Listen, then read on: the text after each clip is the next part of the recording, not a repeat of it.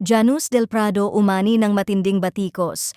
Matapos ang kontrobersyal na pahayag kaugnay ng isang bagong kasal, umani ng matinding reaksyon mula sa netizens ang aktor at content creator na si Janus del Prado matapos muling ibahagi ang isang noong unay dinelete na Facebook post kung saan naglabas siya ng matitinding salita kaugnay ng isang bagong kasal na umano'y may kinalaman sa pag-mass report ng kanyang Facebook page na naging dahilan para ma-hold ang monetization nito.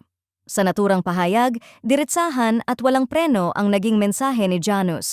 Ayon sa kanya, maldita pala talaga tong si bagong kasal. Sabay banggit na ang kanyang page ay umano'y na mass report, dahilan upang maapektuhan ang kanyang kita sa social media.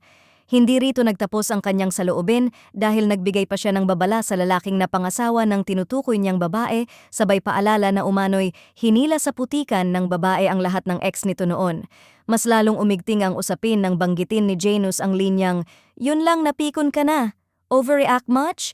Best wishes. Sana tumagal kayo kahit 6 na buwan lang." Para sa maraming netizens, ang pahayag na ito ay hindi lamang mapanakit, kundi tila paglapastangan din sa isang sagradong okasyon gaya ng kasal.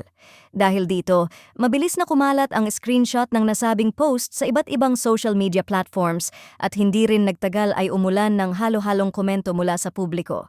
May ilan na umunawa sa pinanggagalingan ni Janus, lalo na kung totoo umanong naapektuhan ang kanyang kabuhayan dahil sa mass reporting. Gayunpaman, mas nangingibabaw ang panig ng mga netizens na hindi sang-ayon sa paraan ng kanyang pagpapahayag. Marami ang nagsabing hindi raw makatarungan na idamay ang isang bagong kasal at sirain ang isang masayang okasyon dahil lamang sa galit o emosyon. Ayon sa ilan, kahit pa may pinagdaraanan si Janus, hindi raw ito sapat na dahilan upang mang-insulto at magbitaw ng masasakit na salita, lalo na sa publiko.